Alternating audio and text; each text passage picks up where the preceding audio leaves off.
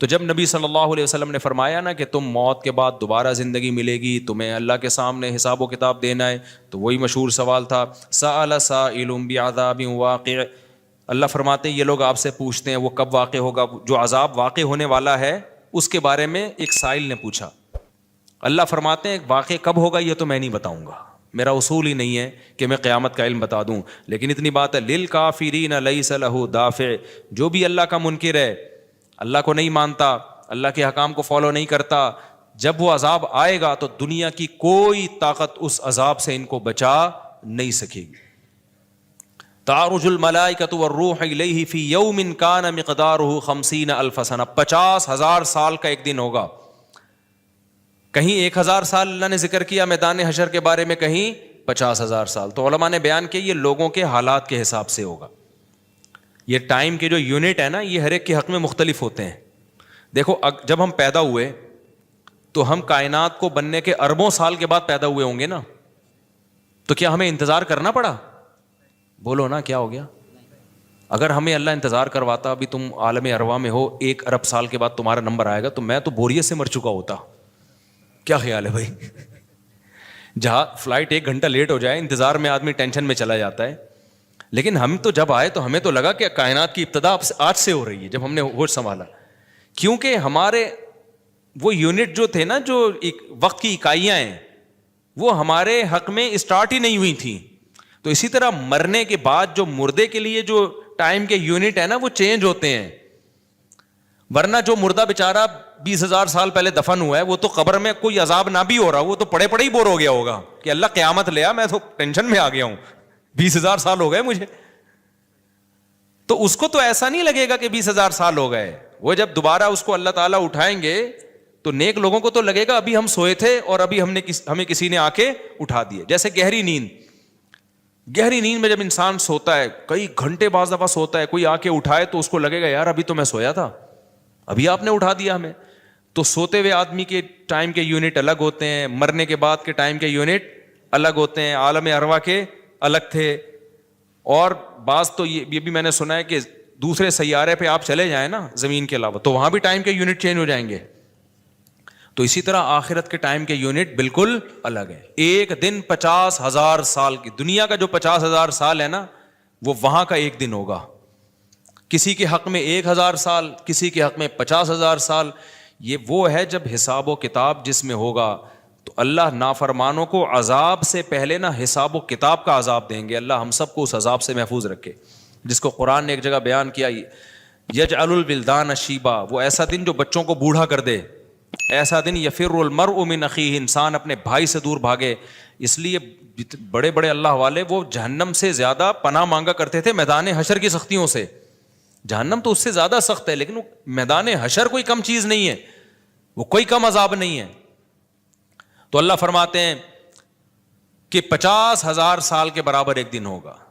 فاصبر صبرا جمیلا انہم یرونہ بعیدا. جب مشرک بار بار کہتے بھائی چھوڑو ابھی لے آؤ نا ابھی لے آؤ, تو نبی صلی اللہ علیہ وسلم کو پریشانی ہوتی کہ بھئی اللہ وقت بتاتا کیوں نہیں ہے, بتا دے تاکہ میری جان چھوڑیں یہ لوگ. تو اللہ نے پیغمبر صلی اللہ علیہ وسلم کو تسلی دی, فاصبر صبرا جمیلا, اے نبی آپ صبر جمیل کریں. صبر جمیل وہ صبر ہے جس میں ذرا بھی شکایت نہ ہو. انہم یرونہ بعیدا, اے نبی یہ لوگ سمجھتے ہیں اس کے آنے میں بہت ٹائم ہے, لاکھوں کروڑوں سال ہیں. ونراہ قریبا, جبکہ ہم دیکھ رہے ہیں بس آنے والی ہے.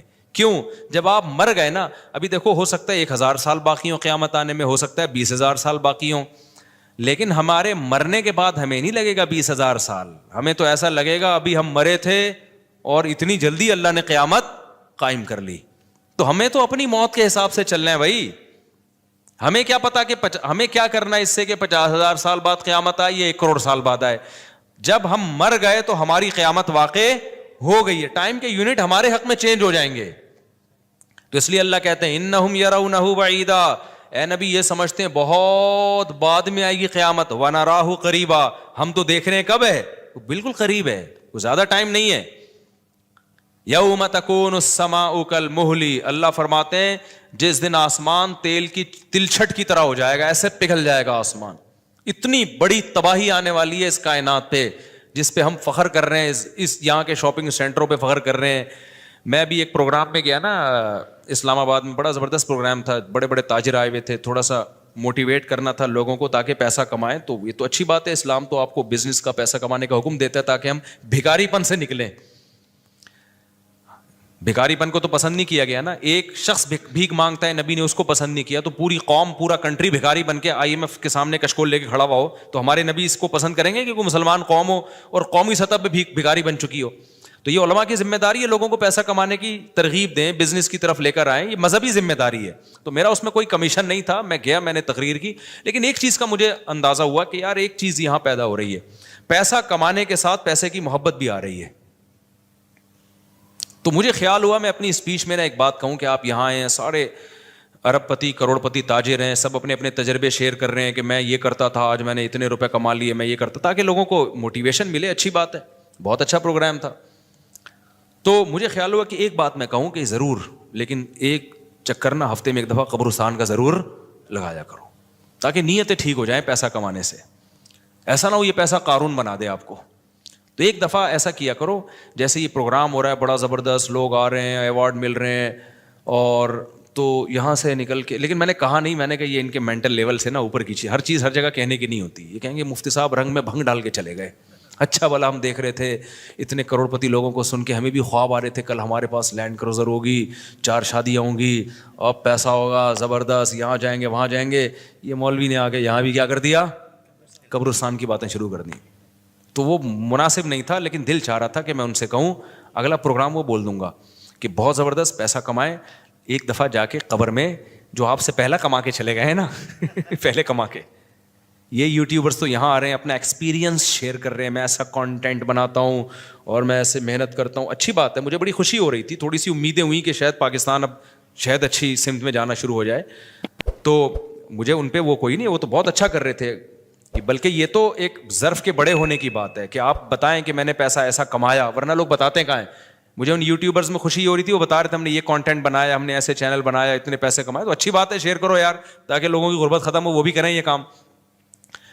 لیکن ساتھ ساتھ ایک بات, یہ پیسہ آپ کو سلیمان علیہ السلام جیسا بھی بنا سکتا ہے, اور قارون اور فرعون جیسا بھی, ابو بکر عثمان جیسا بھی بنا سکتا ہے, اور ابو جہل جیسا بھی بنا سکتا ہے. کیا خیال ہے, یہ سارے پیسے والے لوگ تھے نا.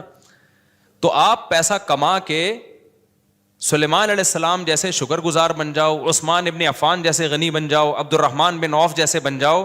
اس کے لیے ضروری ہے کہ ہفتے میں ایک دفعہ قبرستان کا وزٹ اپنے خرچے پہ کر لیا کریں, اور ایسے ہی نہیں گزرتے ہوئے, وہاں جا کے کھڑے ہو کے قبروں پہ دیکھا کریں کہ میں جتنا بھی بڑا بن جاؤں, میرے یوٹیوب پہ چینل پہ 10 ملین بھی سبسکرائبر آ جائیں, لیٹنا میں نے کہاں ہے تھوڑے دنوں میں جا کے بھائی اس قبر کے اندر.